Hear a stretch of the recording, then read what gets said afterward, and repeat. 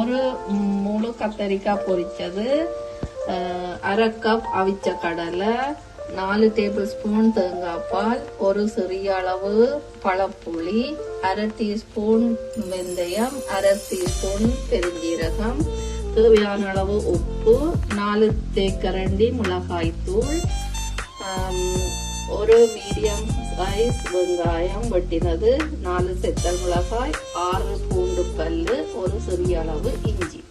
இது வாசனைக்கு தேவையானது கராம்பு, கருவாய், ஏலக்காய், பெருஞ்சீரகம், இவ்வளவுத்தையும் வறுத்து அடிச்சு வச்ச பவுடர்.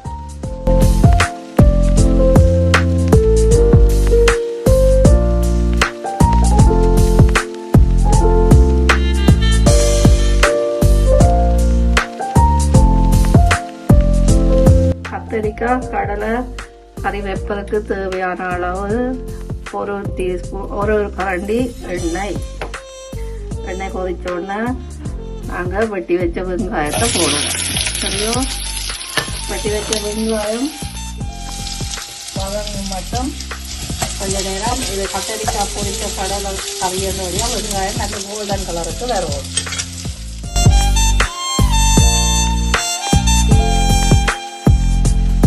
இடிச்சு வச்ச இஞ்சி உள்ளி போட்டு அதையும் கோல்டன் கலருக்கு வர மட்டும் வதக்கணும்.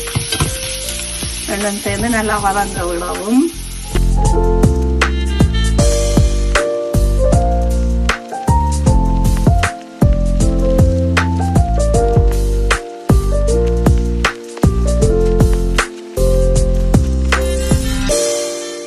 சரி, ஓகே. கோல்டன் கலரா வதங்கினா வெங்காயம் இஞ்சி உள்ளி பூண்டோட இப்ப நாங்க என்ன செய்யணும்னா வெந்தயம், 1/2 தேக்கரண்டி பெருஞ்சீரகம், வெட்டி வச்ச செத்தல் மிளகாய் எல்லாம் போட்டு அதையும் நல்லா வதக்குவோம்.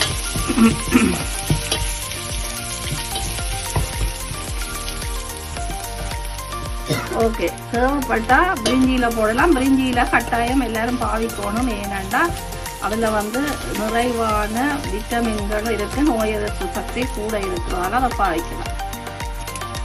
இப்ப இதுக்கு தேவையான அளவு 4 கரண்டி தேங்காய் பால்,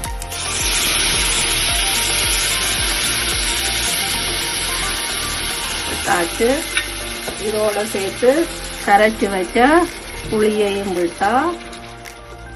விட்டு தேவையான அளவு உப்பு, நான் 1.5 தேக்கரண்டி உப்பு போடுறேன். அதே போல தேவைக்கேற்ப நீங்க தூளை பாவித்து கொள்ளலாம். ஒவ்வொருவருக்கும் ஒவ்வொரு விதமான உரைப்பு தேவைப்படும், அதால நான் அளவா பாவிக்கிறேன். இதோட நல்லா ரெண்டி விடுவோம். ஏனெண்டா கத்தரிக்காயும் கடலையும் போட்டு வைக்கிற கறி தண்ணியா வைக்கக்கூடாது, ஓரளவு கெட்டியா வச்சாதான் அது ஒரு நல்ல பிரட்டல் கறியா வரும். 1 நிமிடம் மூடி வச்சோம்னா சரி. 3 நிமிஷம் ஆயிட்டு கறி நல்லா கொதிச்சிட்டது, அந்த தூள் வாடை எல்லாம் இல்லாம போயிடும். இப்ப நாங்க என்ன செய்ய போறோம்னா பொரிச்சு வச்ச கத்தரிக்காய இதுல சேர்ப்போம். சரியா? அதோட அவிச்ச கடலையும் சேர்த்து நல்லா மிக்ஸ் பண்ணுவோம்.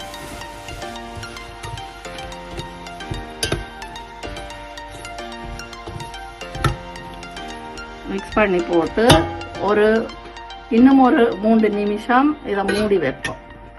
இப்ப மூடி வச்சு 3 நிமிஷம் ஆயிட்டு கறியை திறந்து பார்ப்போம். கறி நல்லா கொதிச்சு நல்ல வாசத்தை கொண்டு வருது.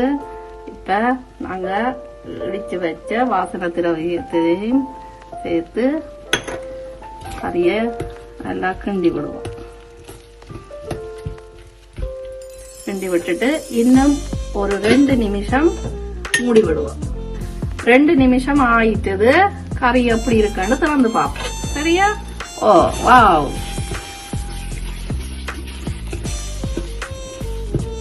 ஓகே.